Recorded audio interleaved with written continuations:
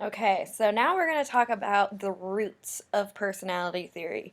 And the big roots of theories of personality came from Freud and the psychodynamic theory. So he is really the first person that really started to create theories about how we develop who we are and what elements of us create certain aspects of our personality. So, the psychodynamic theory says that the mind is an active thing. It's very active, more active than we know. And personality is created through conflict of individual needs and constraints of society. So, we're constantly at war with what we want to do and what we know is appropriate to do. And how an individual deals with those conflicts of what we want versus what we know we're supposed to do determines their health outcomes, their well-being, and their personality. How they decide to react to that makes them who they are. So, as you can imagine, this is Freud's um, area, so it really focuses on the unconscious, and that's really what the psychodynamic theory does. All of this is happening unconsciously. The mind is very, very active, but we're not really aware of all of this happening. We're constantly in conflict within our minds, but we're not always aware of this conflict. And how how Freud treated this and figured this out, studied this affliction, was using a therapy technique called psychoanalysis. So this is Sigmund Freud. It's a little bit of a grainy picture. He was alive from 1856 to 1939. I'll give you a little short biography about him. It'll probably explain a little bit more about why he is the way he is. Give you a little bit of insight into his personality. So he was born in Freiburg, Moravia. His family moved to Leipzig and then to Vienna, where he spent most of his life. And he was the eldest of 8 children. Whew, big family. But his genius was recognized early, so he was a special child, and they knew it. So he had a really strong emotional attachment to his mother. He really loved his mother.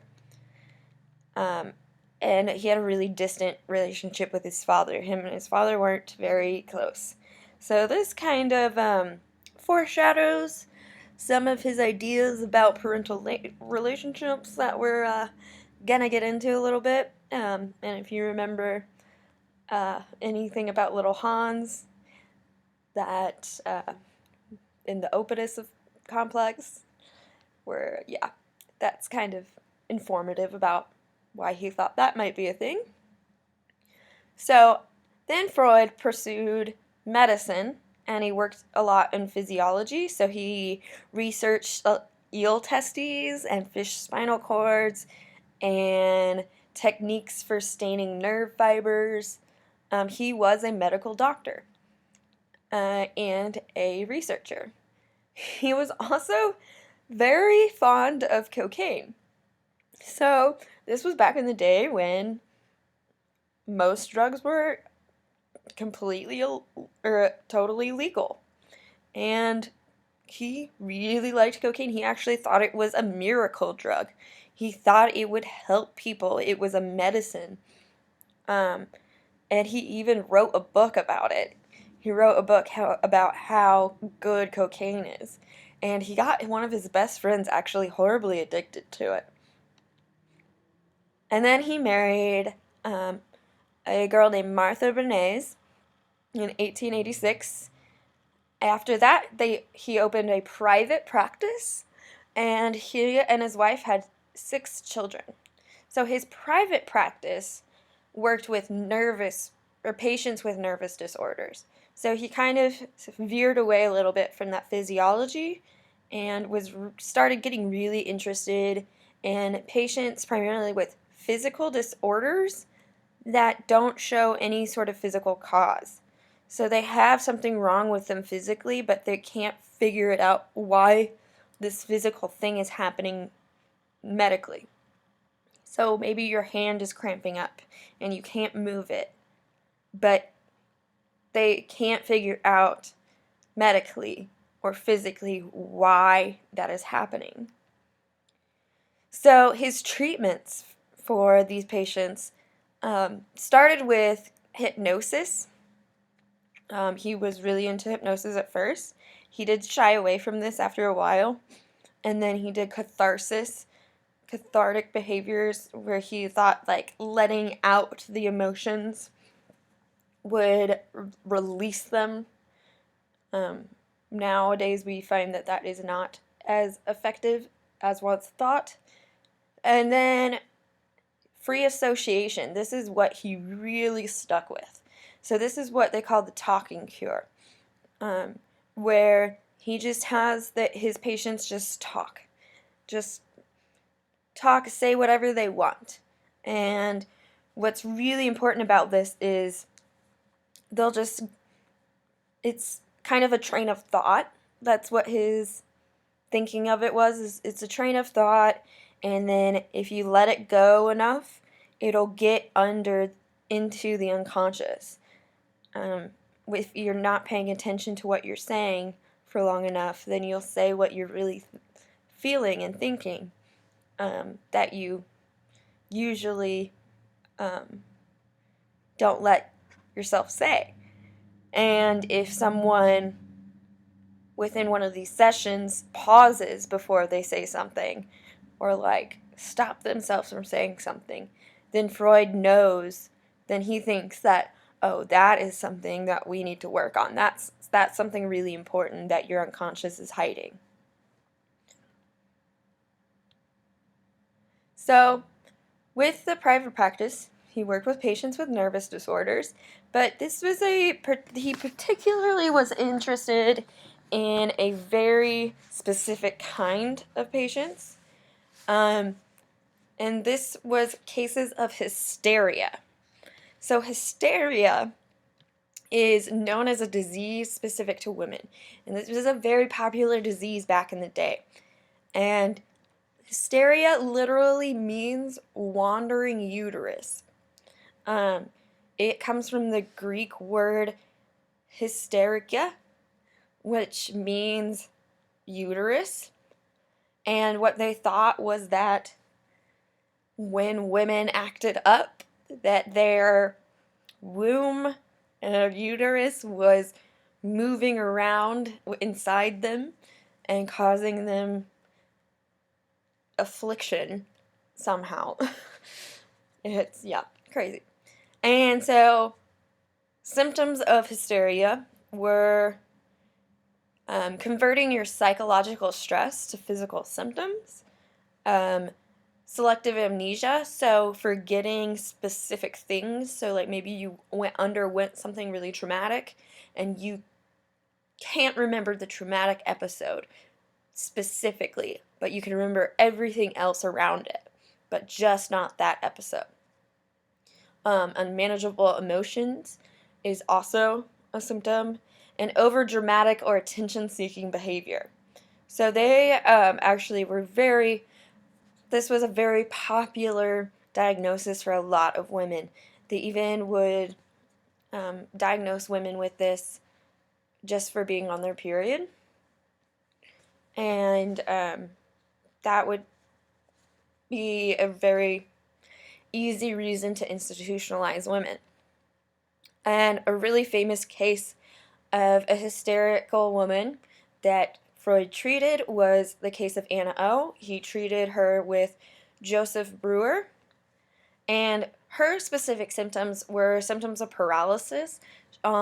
She believed that she could not move her arms, even though there was no physical evidence that she was in fact paralyzed.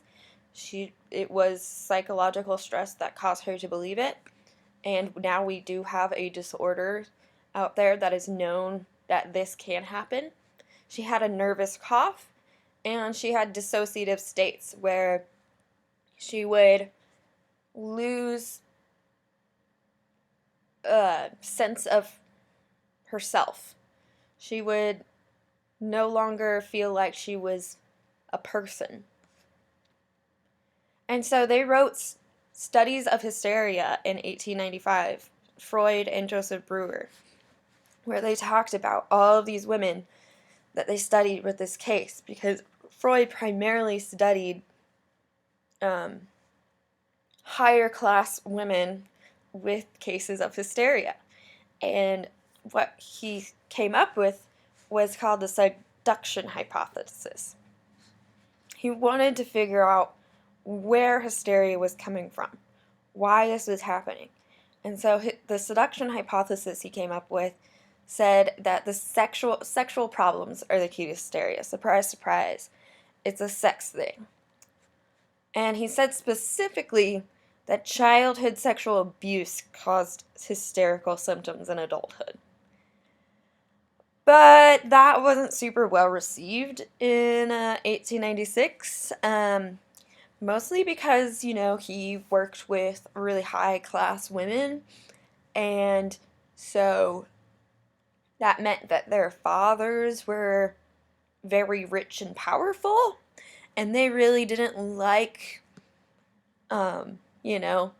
the indirect accusation of child sexual abuse. So then Freud revised it a little bit and said that the repressed sexuality could be imagined or actual sexual events. So it could just be in their head too. It could be childhood sexual imaginations that are repressed, or it could be real childhood sexual abuse that causes hysteria. And this is kind of where the psychosexual stages came from. These are the stages of development that Freud came up with that really start to create who you are as a person.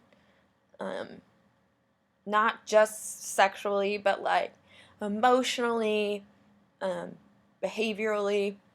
And it is very sexually driven, but it influences each stage. Whether you are successful in developing through that stage influences who you are for the rest of your life. So how you do within a stage will influence each of your personality, but in different ways. So the first stage is called the oral stage. So this is birth to age 2.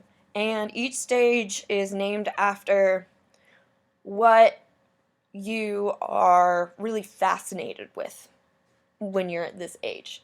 So Freud noticed that babies put everything in their mouths. They want to get to know the world, and how they do that is by sticking everything in their mouth. So that is why this stage is called the oral stage. And so they get the pleasure by eating and the stimulation of lips. And this means that they're comfortable, but often regress to this if you're stressed. So as you grow up, you might revert to the oral stage very easily. And Freud claims that we do this when we are chewing on pencils, smoking, chewing gum, anything to keep our mouth preoccupied. Anytime we want to stick something in our mouth because we're bored, or just to have it in our mouth, like gum or a pencil, that is regressing to the oral stage. And then once you get out of the oral stage, there's the anal stage. So this one's called the anal stage because it's age 2 to 4, and during this time, you are going through toilet training. So you're learning how to hold your bowel movements and control your bladder. So this is really what you're focusing on, is how to go to the bathroom properly. And this is actually where the phrase anal retentive came from. This means that there are two different ways to not properly go through this stage. So you can go through the stage properly and have no issues. But that's not usually the case. We usually sway one way or the other a little bit towards anal retentive or anal expulsive. And so what anal retentive is that we are, during this phase, we held in stuff too much. We were trying to control stuff way too much. And then therefore, throughout our lives, we're now very organized and clean, and it's very important for things to be clean and organized. So that's where anal retentive comes from. And then anal expulsive means that the exact opposite. So you might have had accidents on purpose to get your parents' attention during this stage. That would be anal expulsive. And these people tend to be messier and be fine with that, be a little bit more disorganized, but not care about that. Or maybe they have a chaotic organization where it looks like chaos, but they know where things are. So then this comes to the phallic stage, and this is called the phallic stage because from ages 4 to 6, young boys discover their penis, and they're fascinated by it. So what Freud says here is, this is a really important one for Freud, is this is where the Oedipus and Electra complex happen. So the Oedipus complex is where the son is attracted to the mother and afraid that the father is going to find out. And the Electra complex is the opposite. It's the daughter attracted to the father and competing with the mother. And so the Oedipal attraction is another way to say the Oedipus complex. And same for the Electra attraction. And this is also where we see castration anxiety and penis envy. So castration anxiety goes with the Oedipus complex and Oedipal attraction. When a boy has Oedipal attraction to their mom, they have castration anxiety towards their father because they're worried that their father is going to find out that they're attracted to their mother and castrate them. Whereas the Electra attraction goes with penis envy because the daughter is attracted to the father, discovers that he has a penis, realizes she doesn't, and wants a penis. Doesn't understand why she doesn't have one. Kind of weird. Then, once you get through that, once you get through ages 4 to 6, you get to the latent stage. This is 6 to 12. And it's called the latent stage because little happens. Freud says not a lot goes on here. This is pretty much just where the early development stages really solidify into the personality traits. So this is really where you become either anal retentive or anal expulsive, or really where you develop those oral fixations from the oral stage. And then after that, after the latent stage, you get to the genital stage. Woo!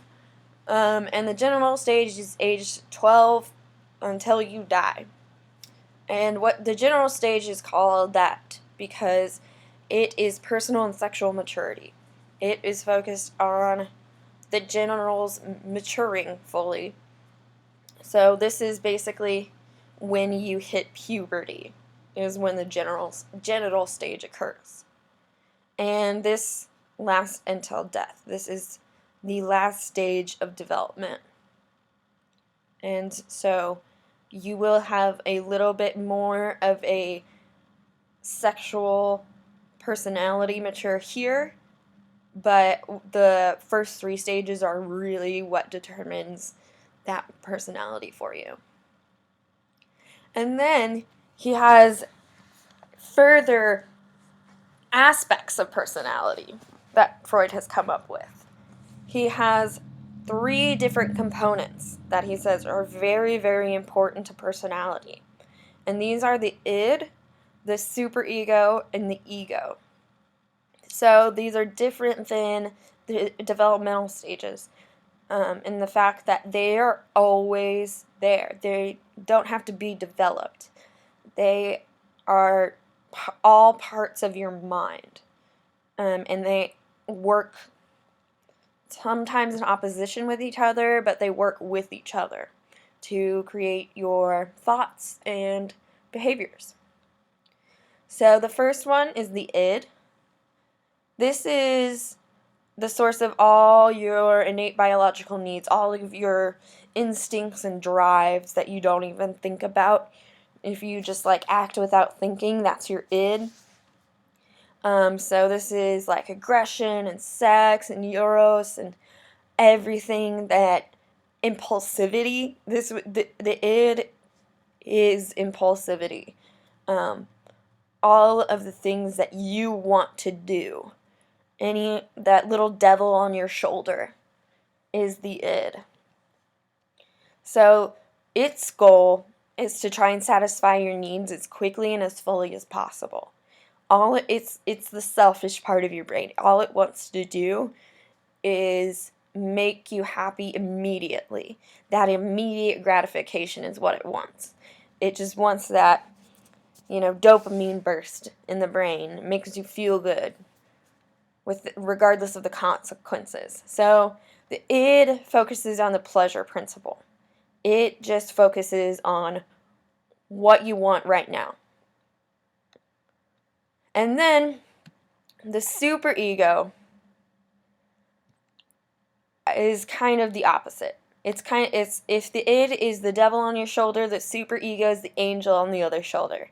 So the superego can be thought of as almost your conscience. So this would be like your values and your morals and your religion and the restraints that that are imposed by society, like what you shouldn't do because it's frowned upon doing. And this is learned often through socialization, and it's internalized. We also do have internal morals ourselves. We know that some things are wrong internally. This would also be part of the superego.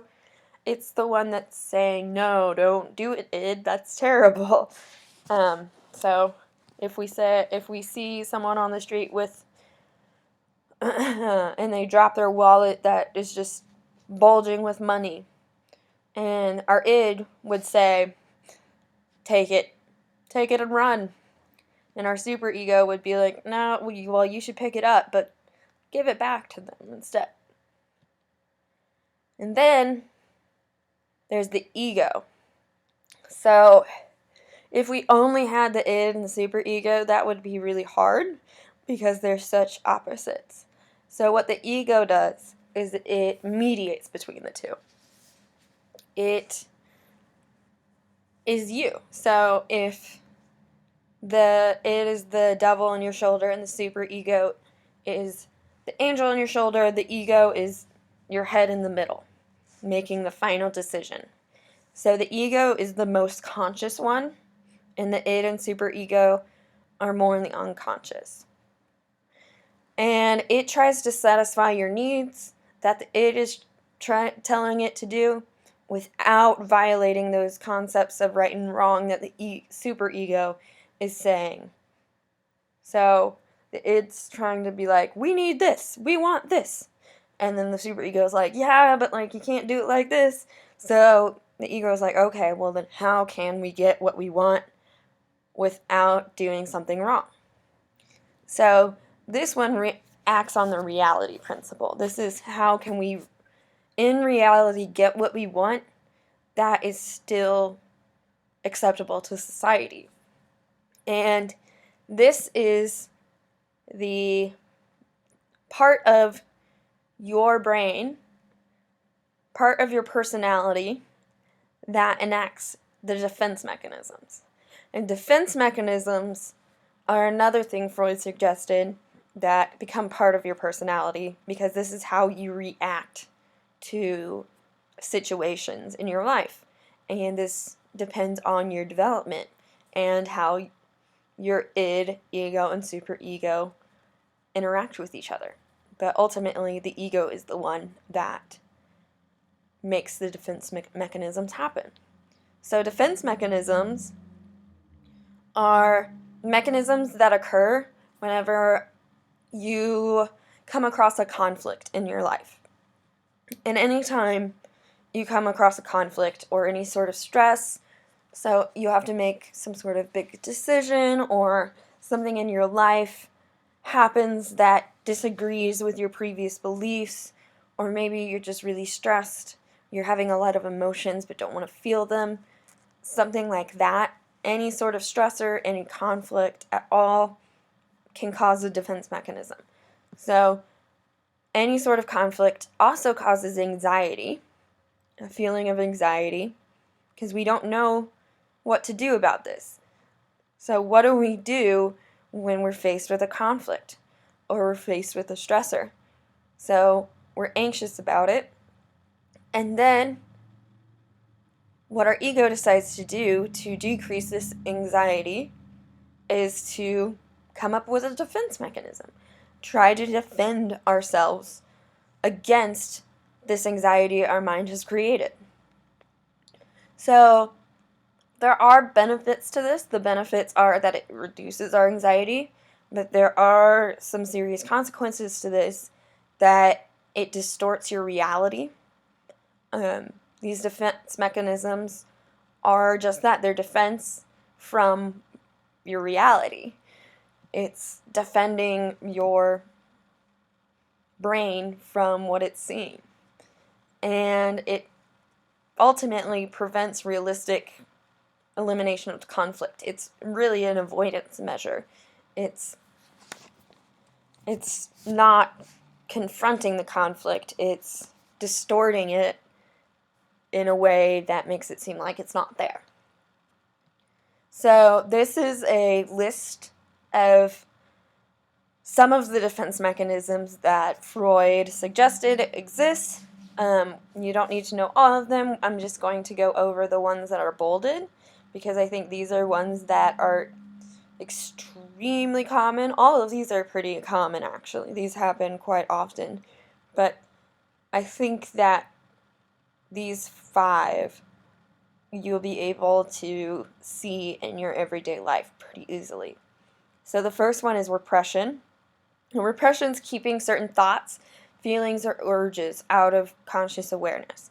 So that is just totally and completely suppressing whatever you're feeling. It's keeping it down and refusing to think about it.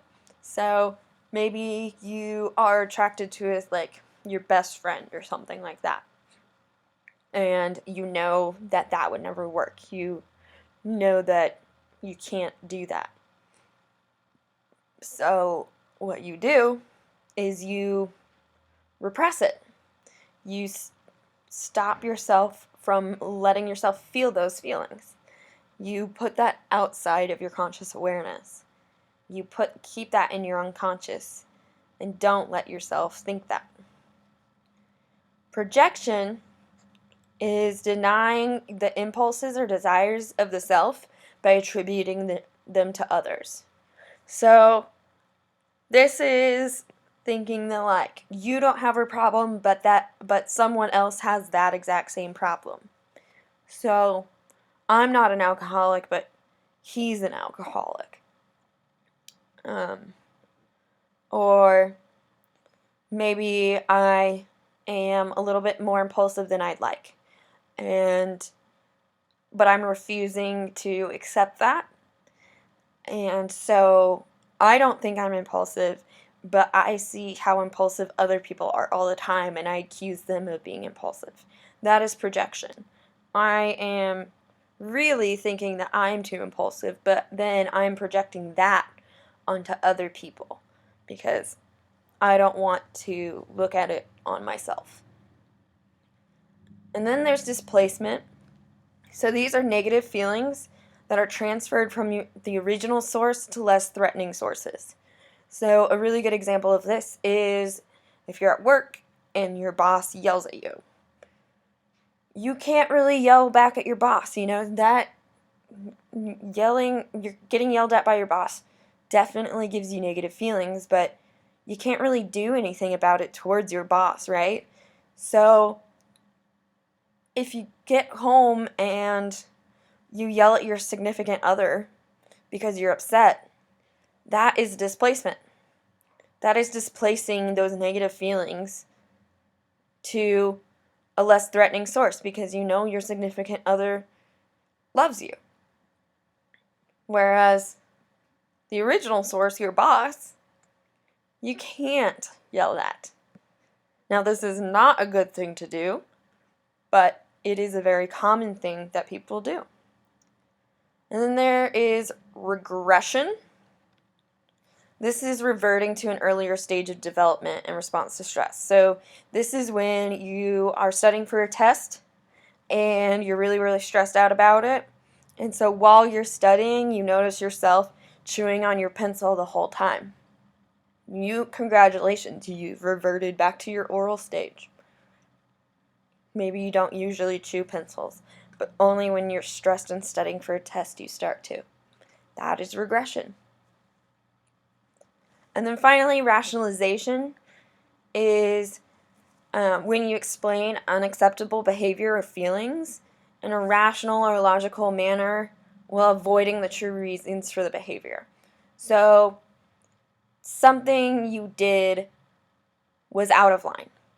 It was really not acceptable. Maybe your id was in charge and you really should not have done what you did.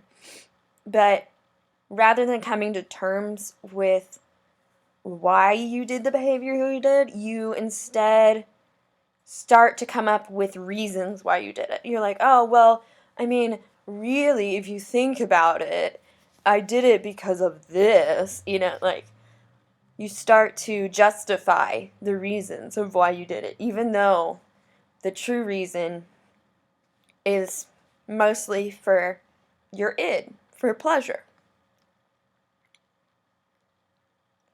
So Freud left a pretty big legacy. These are all aspects of personality that he left. So he made some pretty major contributions. He made a theory for applied clinical practice with the free association techniques and psychoanalysis. He gave further implications of mental activity with the psychosexual stages and the id, ego, and superego. And he showed us that there is knowledge of hidden causes of behavior. We do kind of acknowledge that we don't fully understand why we do all the things we do. So that does kind of show that we might have some sort of unconscious thinking going on within our brains.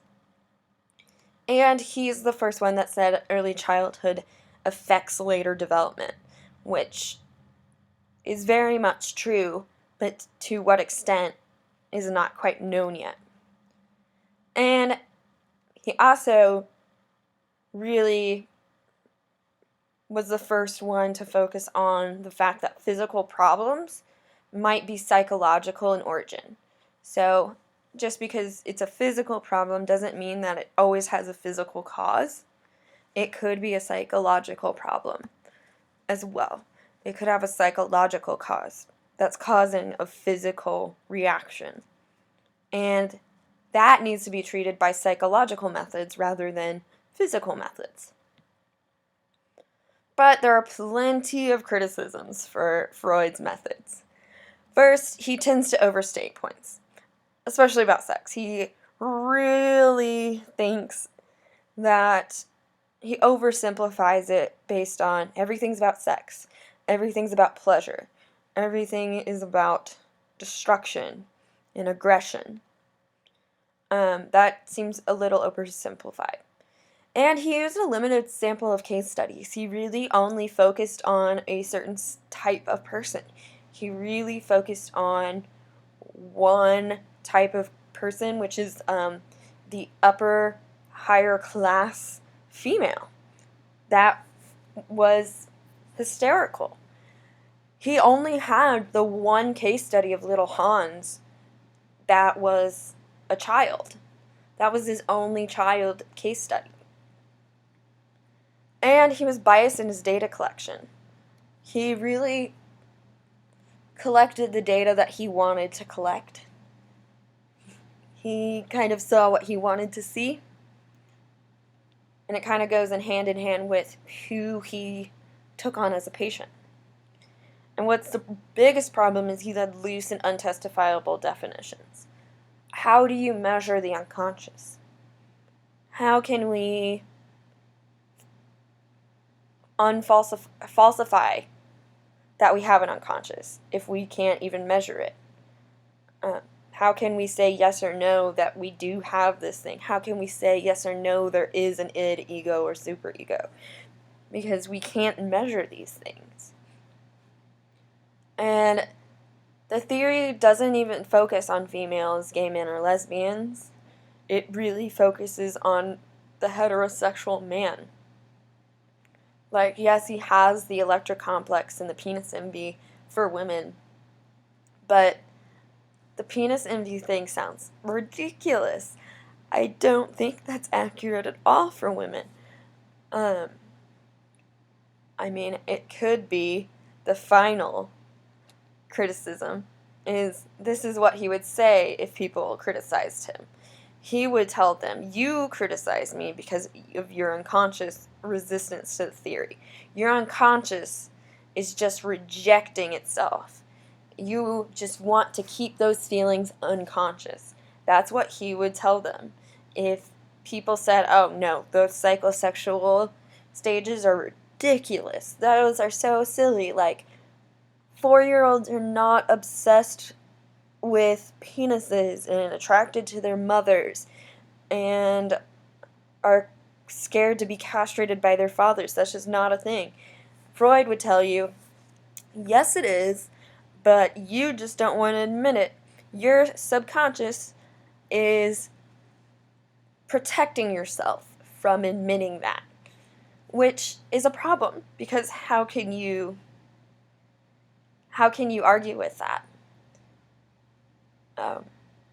That's circular logic, you know, like you can't prove or disprove that. If you can't measure it, and then if you deny it, he just tells you that, oh, it's that very thing that's causing you to deny it, then how the heck can you make sure that it's true?